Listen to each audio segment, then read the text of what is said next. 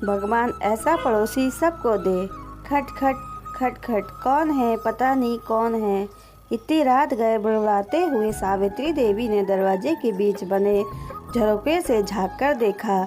अरे रमा, तुम इतनी रात गए? जानती भी हो 2 बज रहे हैं। क्या है?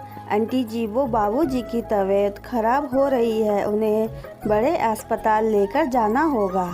आंटी जी, अंकल जी से कहिए ना, वो अपनी गाड़ी से उन्हें। बात बीच में काटते हुए सावित्री देवी बोली, बेटा वो इनकी भी तबीयत खराब है, बड़ी मुश्किल से दवाई देकर सुलाया है, ऊपर से गाड़ी भी ठीक नहीं है, तो तुम चौक पर चली जाओ, वहाँ कोई ऑटो टैक्सी मिल जाएगी। क्या चौक पर?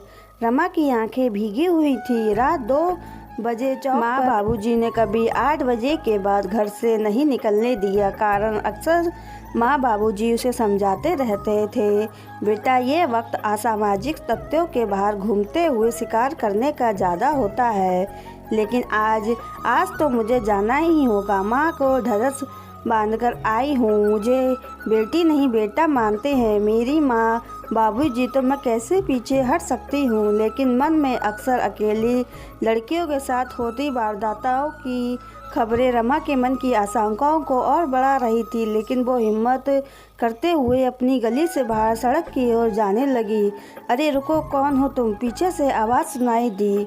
रमा ने घबराकर पीछे की ओर देखा तो गली पर महीने भर पहले रहने आए पड़ोसी, जो कि रिक्शा चलाते हैं, को खड़ा पाया। अरे तुम तो हमारी गली के दीनानाथ भैया की बिटिया हो ना, कहाँ जा रही हो? इतनी रात गए?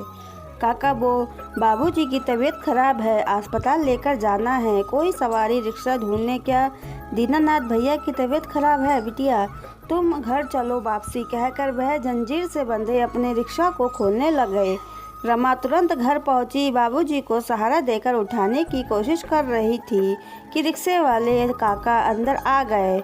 आओ दीनानाथ भैया, सहारा देते हुए दीनानाथ जी को पकड़ते हुए रिक्शे वाले ने कहा।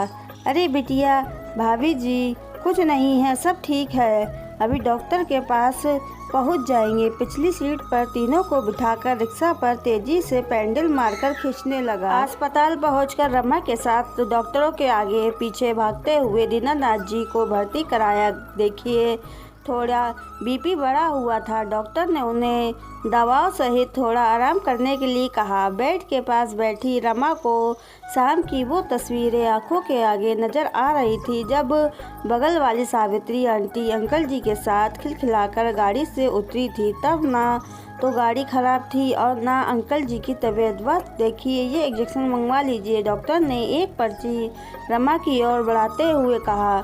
यहाँ लाइए डॉक्टर साहब, कहकर रिक्शा वाले ने पर्ची पकड़ ली। तुम मम्मी पापा के साथ रहो, हम अभी लेकर आए बिटिया। और वह बाहर की ओर तेजी से निकल गया। रमा एकाएक उसकी ओर देखती रही। एक छोटा सा चद्दर वाले मकान में रहने वाला रिक्शा वाला, गली में सभी के घर 2-3 मंजिला थे। सभी के घरों में मार्बल पत्थर की सजावट थी, तो किसी के यहाँ टाइल्स की। बस वही एक घर अजीब सा लगता था, झोपड़ी नुमा सीमेंट की चादरों से ढका हुआ। कुछ ही देर में लो डॉक्टर साहब, अचानक रिक्शे वाले की आवाज़ ने उसकी निद्रा भंग कर डॉक्टर ने इंजेक्शन लगाया और आराम करने के लिए कहकर चला गया। सुबह 6 बजे तक डॉक्टर ने 4 बार बीपी चेक किया, तकरीबन सभी समय सुधार था, सो डॉक्टर ने दीनानाथ जी को घर जाने की अनुमति दे दी। वापसी रिक्शे पर लेकर रिक्शा वाला बड़ी सावधानी से घर छोड़कर जैसे चलने को हुआ। रमा ने बटुआ निकालकर 500 का नोट उसको और बढ़ाया। लीजिए काका, ये क्या कर रही हो? बिटिया, हम इन सब कामों के पैसे नहीं लेते हैं, मतलब ये तो आपका काम है ना काका। लीजिए बिटिया, हमारे परिवार के जीवन यापन के लिए हम सुबह से शाम तक उस ऊपर वाले की दया से मेहनत करके कमा लेते हैं, ज़्यादा का लालच नहीं।